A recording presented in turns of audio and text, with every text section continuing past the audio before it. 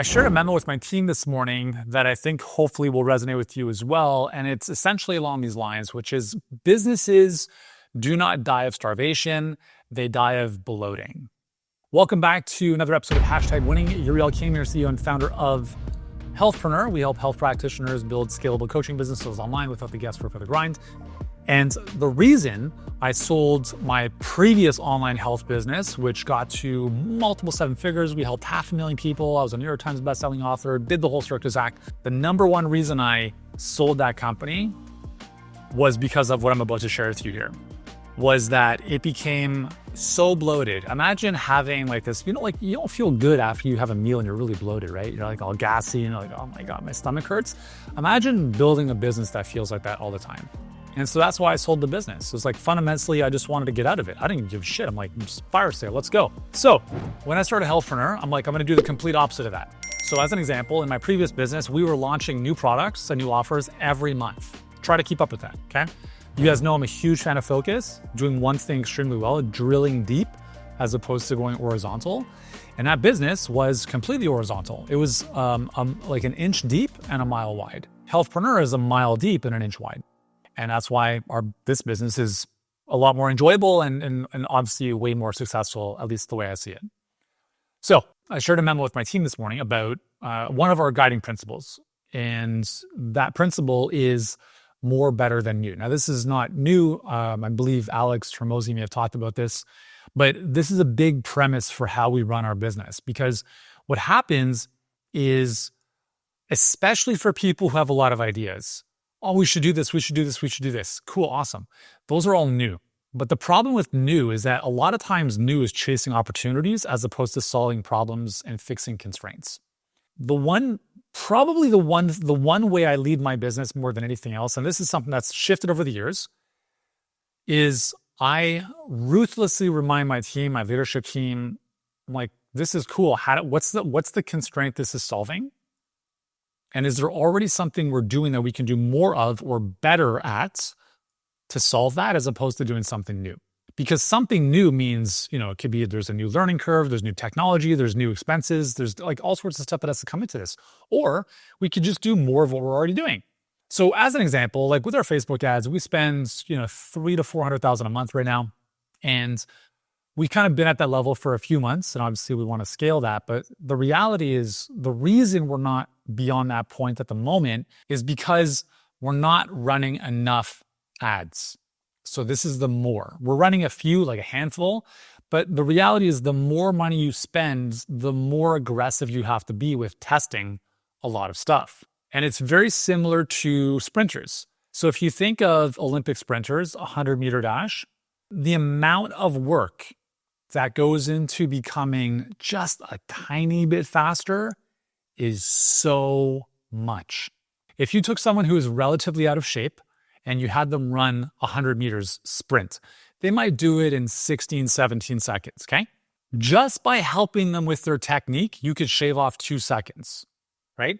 But what happens is the fitter you get, or the more you dive into a specific thing like advertising, there's this diminishing return. And so you have to put in so much more for such little return. It's like if you made orange juice, the first 10 oranges, you got a lot of juice out of, but then to get the extra little bit of juice that was required to finish the glass, you had to juice like 30 more oranges. So it's this weird phenomenon where it's like, man, I'm putting in so much more effort for such a smaller return. Why don't I just do something new? This is hard. Yeah, it is. But the alternative is that you just do this to 50%, and then you start something new. You do that at 50%, and then you get to that point where you're like, this is hard. Let's do something else new.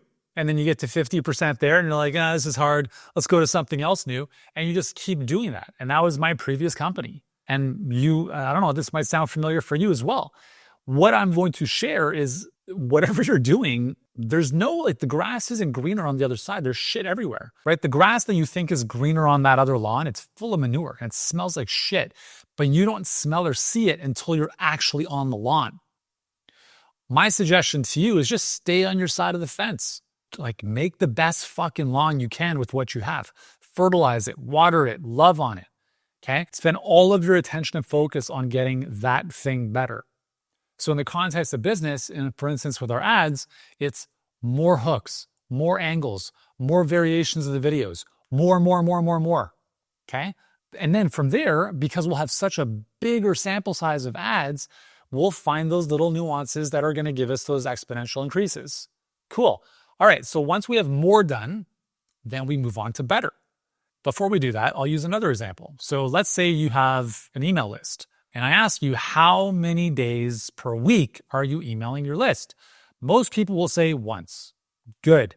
What's holding you back from emailing them 7 days a week? Well, I don't want to be like, I don't want to like, it's going to be annoying. Cool. But you're making a decision for them based on your own mindset. Well, that's not really fair.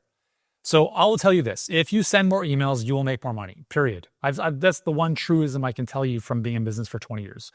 The more you do from an email perspective, like if you send 7 emails a week, you'll make infinitely more money than if you send 1 email a week. I don't even care what you send. Just being in people's inboxes over and over again, top of mind, tip of tongue, take out my wallet when I've got a problem, I'm going to think of that person. So send more emails.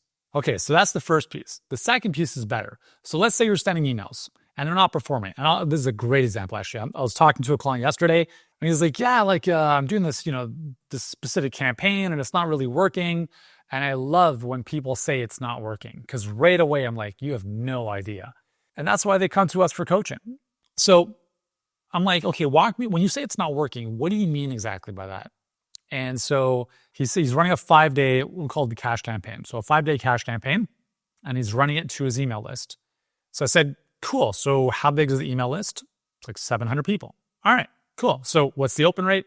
25%. How many emails? About 5 emails. So I said, okay, cool. Like on average over the 5 days, let's call it, you're getting 400 opens, right? 400 emails opened. He's like, yeah, that's pretty much what we're seeing. And then I'm like, what's the click-through rate? And he said, whatever it was, 1% relative to opens. So I'm like, okay, let's just, whatever the math was. I said, okay, so you're getting about 30 to 40 clicks, correct? And then those people clicking the link in the email, where are they going? They're going to an application page to book a call. I was like, okay, cool. And how many people have booked a call? And he's like, 3. So I'm like, okay, let's break down the math here. So you've got 400 total opens over 5 emails. About 40, let's call it 40 people have clicked the link and 3 people have booked a call.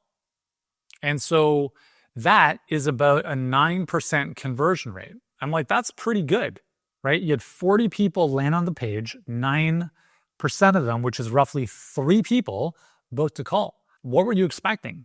Like 80% of people to book a call? It's not going to happen. So you've got 2 levers to pull here. One, you need more people on your email list. So how do you get more people? In this context, we have to put more money into ads, more eyeballs, more traffic coming in. Now, he's already sending 5 emails for this particular campaign. I wouldn't necessarily send 50. Cool. But the big opportunity here was doing it better. So I said, can you show me the page they're landing on?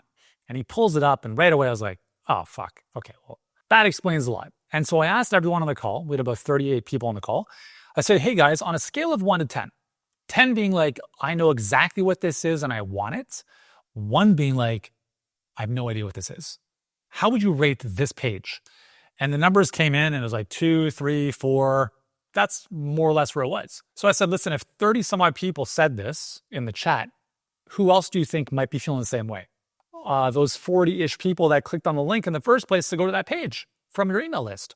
So they're landing on the page like, I don't even want this. What is this all about? And so I said, listen, man, you have an offer issue. The offer is not that compelling. And so this is an example of better. It's not about, oh, this didn't work. That's where a lot of newbies and amateurs go wrong. Hey, we'll get back to the video in just a moment, but if you're enjoying this content, this is just the tip of the iceberg. And I've got videos coming your way every single week until I die. And I don't plan on dying anytime soon. And what that means for you is that you'll be getting my best insights to help you grow your health business online faster without the grind and without all the guesswork. But the reality is this. I'm not asking for a lot, just a simple little commitment, which is for you to subscribe to the channel right now. And that way you can get notified every single time we're dropping a new video to help you grow faster. So all you have to do right now is hit that subscribe button below.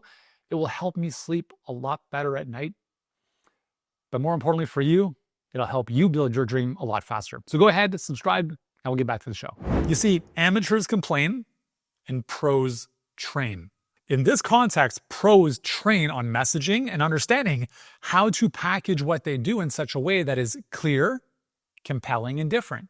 And so if I'm on this page and I'm like, what's the benefit of me booking a call? I don't see that, right? Everyone's always asking in the back of their mind, so what? Who cares what's in it for me? So what? Who cares what's in it for me? If you can't answer those questions in your messaging, don't be surprised when your stuff doesn't work. So when I talk with people like I've run Facebook ads before, they didn't work. No, like you didn't work. You don't understand how to make them work. That's it. And that's a better situation most often. Better messaging, better clarity, better offer. And so you have to get better. But what happens is, here's how this goes. So without the right guidance, this client would say, well, that didn't work. I'm going to do something else. And then they jump onto like another lead magnet or some other bullshit, and they do that. And then guess what happens again? That doesn't work. And then they go on to some other nonsense, another tactic, and then that doesn't work. And what's the problem? What's the problem? The problem is that they don't understand what the blind spot is. You can't see your blind spots. But if you were driving and I saw a car coming in your blind spot, but you couldn't see it, would you want me to tell you about it? Probably yes, right? That's what coaching does. That's what coaching provides. It's to show you, oh my God, it's clear as day. This offer is not clear. It's not compelling. I don't give a shit about it, and nor does anyone else. Okay, cool. So now if we can clean this up, we don't need to start chasing all sorts of other things. We don't need to do anything new. We need to do the thing we're doing better. So if we're running lots of ads, as an example, and we're doing more of the ads, and we'll just use Meta as an example of the platform. And I've talked to my team about this. I'm like, guys, I understand YouTube is a big opportunity. We're not going to touch YouTube ads. We're not going to touch them because we haven't even scratched the bottom of the barrel with Meta. Yeah, we have a good amount of spend, but we have not exploited more. Cool, we're going to do more. Awesome. But next, okay, how good are our ads? How can we improve the hook? What's that first 1 or 2 sentences? Can we edit the videos more effectively? How do we improve? How do we get better at this stuff? Because if we just take what we're doing here and then throw it onto a different platform, we're going to have more mediocre results somewhere else too. And so the problem though is that most entrepreneurs are we're excited by novelty. We want something new. This gets boring and it gets hard. Like, fuck. Oh, let's do that instead. But you haven't learned the lessons here. This has been a lesson that I've had to learn. It's been so painful in my life that I am so militant about it. I'm like, great idea. We're never doing that. Great idea. We'll deal with this in 5 years. Great idea later on. Please show me that we have exhausted the living hell out of what we're currently doing, and show me more and better before we even talk about something new. Because I am not playing that game. Not happening. So with what I'm sharing with my team this morning is it's one of our guiding principles in our company. It's more, better, new. But what's interesting is our clients want the opposite. It's new, better, more. So if you have a client, as an example, you have a client that comes to the end of working with you, and they're like, you want them to renew, and they're thinking to themselves, I think I got it, right? I know what to do. I know how to do it. I'm just going to do it on my own for a bit. You're going to say, well, we're just going to do more of the same. That's not a very attractive offer for most people. They're like, oh, fuck, I'm going to do more of the same. Most people don't want to do more of the same, which is why as a business owner, it's hard to do that in the first place. So from an offer perspective, when you're talking to your clients, you actually want to have a bit on up. You want to actually sell new.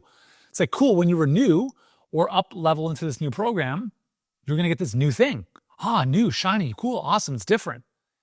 Okay, well, that sounds cool, but I think I'm going to do things on my own for a bit. And hey, the reality is you've made good progress, but you're not exactly where you want to be. And why do you think that is? Because you're doing things well, but you're not doing them great. So this now becomes a better conversation. Can we do things more efficiently? Can we do them better so that you can put in less input and get a bigger output? Let's keep working together to make that happen. But if you're just selling, hey, we're going to do more stuff, more of the same, it's a harder sell. But the reality is that with you as a business and the people in your business, and I would even venture to say for your clients once they're in, it's about doing more. Like for our clients, they're like, hey, you're like, my stuff's just not working out. I'm like, oh, hey, I totally get that. Can you do me a favor? Can you pull up the Google Doc that we provide for you and just show me all the ads you've written? I'm like, huh. So am I missing something? Because I only see 3 ads in this document and you've been in HBA now for 9 months, right? Okay, so do you remember when we talked about the 4 critical daily tasks? One of them is to write every day for 30 minutes. So what am I missing here? So what I'm doing now is I'm putting the ownership back on the client to say, you knew, you should have known. Every single day you had to spend a bit of time writing. You have to become a master communicator. There's no shortcut. There's no shortcut to this. I don't want to write. What the fuck are you going to do? Sit on the couch and expect people to fall in your lap? How do you expect to put stuff in front of people? An ad, a piece of content, an email. I create every day. I've been in business for 20 years. You are not good enough. No one is good enough to sit on their ass and say, I've done enough. I'm not doing anymore. You're fucking dead. You're done. You have to be willing to understand that whatever happened yesterday is gone. Every single day you have to wake up and earn your keep. And I don't think writing to your audience for 30 minutes in a Google Doc is too much to ask for. So what I'm going to say is like, hey, listen, you're not where you want to be because you haven't done enough, right? 3 ads, congratulations. I need to see 7 ads a week, 7 pages of content a week. I don't care if you run them as ads, but you have to sharpen the sword. You have to sharpen the axe every day. Oh, that sounds like a lot of work. Well, yeah. I mean, or you could stay broke, right? Yeah, building a great business is hard. Staying broke is hard. Ah, man, like I'm tired today. My body's sore. I don't want to work out. Hey, I get it. Totally. My legs are shot, but I still worked out. It's hard to be fat and it's hard to get in shape. Choose your hard. So part of our goal as coaches is to remind our clients that they have to do more of what they're doing. It's not to like burn them out, obviously, but they just have to understand like it takes a little bit of time and usually more than they want. And then it's like, cool, let's do it better before we even try something new. You could follow the same diet and the same workout forever and you'll get amazing results. You don't have to bounce from one thing to the next. So hopefully this message hits for you. If it does, let me know what you liked about it in the comments below. If you haven't done so already, hit that subscribe button around this video. Hundreds of other videos to help you grow a successful online health business, and more importantly, just become a winner in life and in business. That's what this series is all about. Thanks for hanging out, and I'll see you in the next one. So yesterday I was talking to a client. He asked me a really great question. Yuri, how do you lead by example with respect to your kids, your coaching clients? How do you get people to do things that otherwise they may not want to do? And that's what I want to share with you in today's #winning episode.